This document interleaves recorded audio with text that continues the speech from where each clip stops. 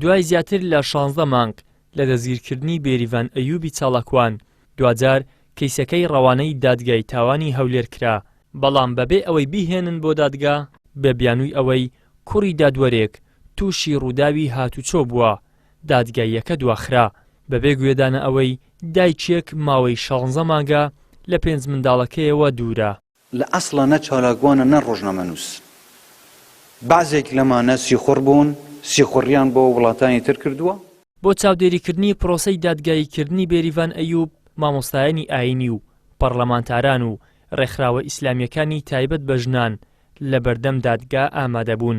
پارێزەران دەڵێن دادگاییەکە بۆ 28 ئەم مانگە دواخراوە، دەشڵێن لەسەر ئەم کەیسانە ئێمە بەیەک دڵ و یەک هەڵوێست پارێزەریان دەبین و هەموو ڕێکارێکی مەدەنی و شارستانی دەگرینە بەر. بەداخەوە تووشی حالەتەشی نەخوازرا و دادگا ئەویش ئەوە بوو بەڕێز سەرۆکی دادگای تاوانی دوو پەیوەندیی تەلەفۆنی بۆ هات کە کوڕەکەی تووشی حادیسەی سیارەی وە هیوای سەلامەتی لە بۆ دەخوازین لە ڕێگەی خامی دادگا موعیدەکەمان وەرگرت بۆ 28 دوو چەند ڕۆژێک تقریبان 2 هەفتەیەک ماوە ئینشاءڵڵا کەیسەکە یەکرا دەبێتەوە و سەروان کەیسێن جدا جدا ئەم بووینە یەک دڵ یەک هەست یەک هەڵویست بە هەمی هێز و بزاڤا خۆ هەوڵا خۆ شیانێت خۆ وەکو تیمەکێ برا تیمەکێ خەبات کرد ڕێکا هەمی ڕێکن شارستانی یەن یاسایی ئەم بگرینە بەر کو ئەڤروکە ئەفتیمە لە 2017 حتا ئەڤروکە ئەم دبەردەوامین.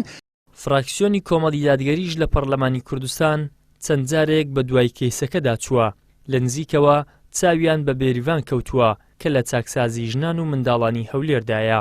ئاماژە بۆش دەکەن باری تەندروستی زۆر خراپە و 50 ڕۆژیشە مانی لە خواردن و خواردنەوە گرتووە.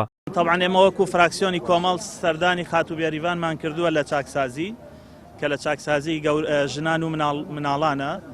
خات و بێریڤان تەندروستی زۆر خراپە بەهۆی ئەوەی 50 ڕۆژمانی گرتووە، کێشە لە قۆناغی پێش دادگاییایە، چ تۆمەتێکی لەسرە تاوەکو لێکۆڵینەوەکەی ساڵێک و 5 مانگی پێ بچێ، چ تۆمەتێکی وا گەورەی لەسرە لەکوێ بووە هاوڵاتی تۆمەتبار بکرێ و ڕێگەی پێ نەدرێ پارێزەری هەبێ. گرتنی پارێزەر بوونی پارێزەر سەرەتایترین مافە، پێشێلکردنی مافەکانی خات و بێریڤان ئازادیەکانی و مافە سەرەتاییەکانی ساڵێک و 5 مانگە، یعنی بەر لەوە ئێمە ببینین دادگایەکە چۆن بەڕێوەچی ئێمە زانین خات و بێریڤان زوڵمێکی گەورەی لێکراوە، ستەمێک کە قەرەبووکردنەوەی ئەستەمە. بێریڤان ئەیوب لە 13 مانگی دەی ساڵی 2020ەوە دەستگیر کراوە بەهۆی ئەوەی بەشداری لا خۆپیشاندان کردووە و داوای مافی موچەخۆران و ئازادی کردووە. بەهۆی دەستگیرکردنیشەوە کێشی جەستەی بە شێوەیەکی بەرچاو دابەزیوە و تووشی نەخۆشی شەکرە بووە کەچی تاکو ئێستا دادگەیەکەی بەڕێوە نەبراوە. ئیدریس محەممەد، کەناڵی ئاسمانی پەیام، هەولێر.